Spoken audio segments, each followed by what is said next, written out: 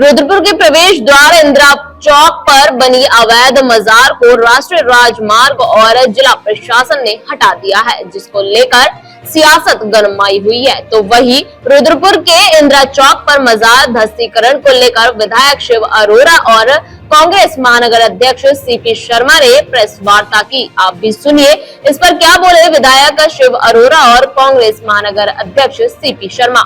आज केवल रुद्रपुर ही नहीं, रुद्रपुर के आसपास का क्षेत्र ही नहीं, उत्तराखंड और उत्तराखंड के पूरे आसपास के क्षेत्र में एक बहुत बड़ा समाचार मीडिया, सोशल मीडिया के माध्यम से सब उस पर चर्चा कर रहे हैं।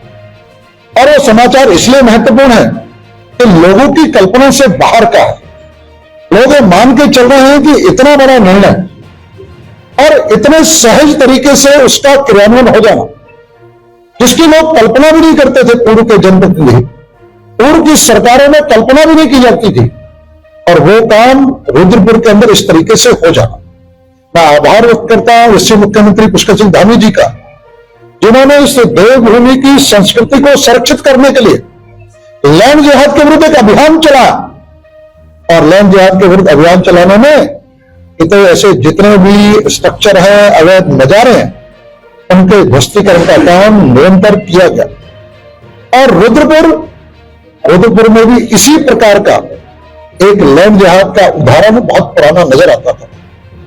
एक हमारे इंदिरा चौक पर एक ऐसी मजार, वो बहुत पुरानी मजार है, लोगों को विवाद हो सकता है कि इस प्रकार की मजार कैसे कहा जा सकता है लैंड जिहाद की मजार है। मैं ज्यादा तथ्यों में, ज्यादा तर्कों में जाए बिना बस मैं इतना कहना चाहता हूं कि वहां पर जो फकीर, पीर, मासूम मियां की जो मजार अभी तक वहां थी तो वो खत्म हो चुकी है। वो जो मासूम मियां की मजार थी, वो केवल एकमात्र मजार नहीं थी। इन्हीं के नाम से यहां से 12 किलोमीटर दूरी, जहां रामपुर रोड पे ठीक बिलासपुर से पहले पुलिया के पास एक और वहां मजार है, वो भी पीर मासूम मियां की मजार। आश्चर्यजनक रूप से मजार का मतलब होता है कि जहां पर किसी पीर फकीर का देहावसान होने के बाद उसे दफनाया जाए और उनमें आस्था रखने वाले लोग वहां पे अपनी जो भी इबादत करनी है, जो करनी है, वो करते हैं। लेकिन कल्पना करें कि कोई पीर फकीर इतनी जगह उनका जो है दफनाया जा सकता है। ये बताता है कि कितना पुराना इकोसिस्टम चल रहा था। एक जमीन को घेरो, मिट्टी का ढेर लगाओ, उस तरह बाद उस पर एक आध चादर चढ़ा दो, चादर चढ़ाने के बाद एक आध छोटा सा स्ट्रक्चर बना दो, टीन सेट खड़ी कर दो, कनात खड़ी कर दो, और फिर धीरे धीरे उसे पक्का कर दो, और मजार को भी पक्का कर दो, और लेंटर डाल दो, और लेंटर डालने के बाद और धीरे धीरे उसे बड़ा करना शुरू करो, वहां उर्स होने शुरू हो जाए, और उर्स होने के साथ साथ वहां पर मेले लगने शुरू हो जाए। इसी को लैंड जिहाद कहा जाता है, एक इकोसिस्टम। और ये इकोसिस्टम कहीं ना कहीं जो बड़े आस्था के साथ, विश्वास के साथ वहां आते, उनके साथ भी खिलवाड़ होता। मैं ज्यादा इसमें नहीं जाऊंगा। और सबसे बड़ी बात, ये इंदिरा चौक हमारा व्यस्ततम चौक है। सबसे अधिक ट्रैफिक कहीं से निकलता है तो इंदिरा चौक से निकलता है। NH 87 से जो दिल्ली रामपुर से ट्रैफिक आता है वहां आता है। हमारा काशीपुर खटीमा मार्ग जो है NH 74, उसका सारा ट्रैफिक वहां से निकलता है, शहर का सारा ट्रैफिक निकलता है, और वहां जाम लगा रहता है। माननीय मुख्यमंत्री पुष्कर सिंह धामी जी के आशीर्वाद से हमने रुद्रपुर को जाम मुक्त करने का भी संकल्प लिया। और मैंने पहले ही कहा था कि जाम को खत्म करने के लिए कितने बड़े भी निर्णय क्यों न लेने पड़े, हम उन निर्णयों को लेंगे। और आज माननीय मुख्यमंत्री जी के आशीर्वाद से वह निर्णय लिया गया है। उस इंदिरा चौक को जाम मुक्त करने की तरफ हम बढ़ चुके हैं। वहां पर केवल वह मजार ही नहीं होती है, मजार हटने के बाद वहां पर सड़क के निर्माण का कार्य भी आरंभ हो चुका। सड़क का निर्माण भी तेजी से हो रहा, क्योंकि विकास के लिए, रुद्रपुर को जाम मुक्त करने के लिए ऐसे जितने चौराहे हैं, इन चौराहों का चौड़ीकरण, सौंदर्यीकरण अति आवश्यक है। लोगों को आश्चर्य हो रहा कि ऐसी हम कल्पना नहीं करते थे कभी, ऐसे निर्णय कैसे हो सकते हैं। अब देश में सरकार हमारे प्रधानमंत्री नरेंद्र मोदी जी की प्रदेश में सरकार इससे मुख्यमंत्री पुष्कर सिंह धामी की है और रुद्रपुर का विधायक शिव अरोड़ा। जिन चीजों की कल्पना कभी किसी विधायक या जनप्रतिनिधि ने नहीं की, उन सब कल्पनाओं को करना जनहित में, उन सब विषयों को विजन के साथ लेकर आना और उसे अपनी सरकार और प्रशासन से कराना, ये यहाँ के विधायक शिव अरोड़ा का संकल्प है। निश्चित रूप से एक लैंड जिहाद के विरुद्ध जो अभियान चल रहा है उसमें एक बहुत बड़ा मुकाम है। एक जाम मुक्त करने के लिए जो रुद्रपुर को हम लोग अब 8 लेन बनाने जा रहे हैं, इंदिरा चौक से डीडी चौक, वो 8 लेन होगी और उसका सौंदर्यीकरण भी होगा और सौंदर्यीकरण होने के साथ साथ वह जाम मुक्त होगा। निश्चित रूप से अभी चर्चा कर रहे थे लोग, तो विधायक जी आपके साथ तो बड़ा जुड़ता जा रहा है कि जो कहते हैं वो करते हैं, लेकिन ये तय माने मैं किसी भी काम को कभी बिना होमवर्क के नहीं करता। ये सामान्य चर्चा में तो 15 से 20 दिन पहले आया कि इतनी बड़ी कोई कार्रवाई हो सकती है जो लैंड जिहाद के विरुद्ध या जाम मुक्त करने के लिए रुद्रपुर की जनता को और समर्पित हो सकती है, देवभूमि को समर्पित हो सकती है। और देवभूमि पूरे विश्व भर में जो हमारे धर्म प्रेमी हैं, आस्था के लोग हैं, सनातन धर्म के लोग हैं, उनके लिए केंद्र बिंदु है। तो उनके लिए एक बहुत बड़ी घटना हो सकती है। ये 15 दिन पहले ही जनता के बीच में आया होगा, लेकिन इसकी कार्रवाई विधायक बनते ही मैंने आरंभ कर दी। जिस प्रकार से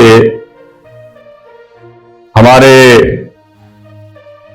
शहर के अंदर एक बहुत बड़ा मुद्दा रहा है जो नजूल पर मालिकाना हक का मामला है। नजूल पर मालिकाना हक के मामले को लेकर भाजपा ने कई चुनाव जीते हैं और रुद्रपुर वासियों को बार बार प्रलोभन देकर उनको जो है एक लॉलीपॉप देने का काम किया है। और आम जनता ने, भोली भाली जनता ने, रुद्रपुर वासियों ने भर भर कर भाजपा को वोट दिए, जिसमें 10 साल पूर्व विधायक रहे, उन्होंने भी मालिकाना हक की बात कर मालिकाना हक देने की बात कही थी। वो भी 2 चुनाव इस मुद्दे को लेकर जीते। उसके बाद मेयर का चुनाव, जो पिछले मेयर का चुनाव था, वो भी जो है मालिकाना हक के मामले पर नजूल पर बैठे लोगों को मालिकाना हक देने के नाम पर वो चुनाव जीता गया। और उस समय के मेयर ने तो अपने बराबर में कुर्सी लगाकर और जो मालिकाना हक का जो उनका एजेंडा था, जो उनका घोषणा पत्र था, उसको 5 साल तक, 4.5 साल तक अपनी कुर्सी पर लगाए बैठे रहे, लेकिन मालिकाना हक किसी को नहीं मिला। उसके बाद मुख्यमंत्री जी आते हैं, वो नाटकीय अंदाज में जो है उस घोषणा पत्र को उठाकर फेंकते हैं और उस कुर्सी पर विराजमान हो जाते हैं। ये सबने देखा, शहर के लोगों ने देखा, लेकिन मालिकाना हक किसी को नहीं मिला। उसके बाद विधानसभा के चुनाव आते हैं। वर्तमान विधायक ने भी बहुत बड़ी बड़ी बातें करी और लड्डू बांटे, खूब मिठाइयां बांटी, मालिकाना हक मिल गया है, मालिकाना हक मिल गया है, लेकिन किसी को मालिकाना हक नहीं मिला। आज भी लोग जो है अपने उम्मीद में, अपने आशियाने की उम्मीद में, अपने घर के मालिक बनने के लिए तरस रहे हैं। और इन्होंने भी एक नाटकीय अंदाज में कुछ 1000-1500 लोगों को गांधी पार्क में बुलाकर एक सर्टिफिकेट देने का काम किया। उस सर्टिफिकेट में उसकी ना तो कोई बैंक में वैल्यू है, ना उसकी कहीं रजिस्ट्रार ऑफिस में कोई वैल्यू है, वो एक सिर्फ सर्टिफिकेट है।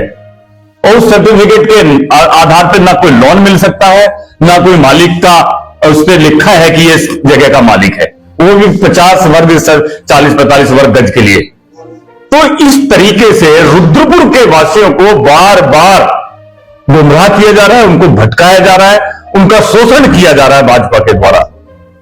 और चुनाव आता है तो मालिकाना हक का जिन वो बाहर निकल के आ जाता है और बड़े बड़े नेता आते हैं और मालिकाना हक देने की बात करने लगते हैं।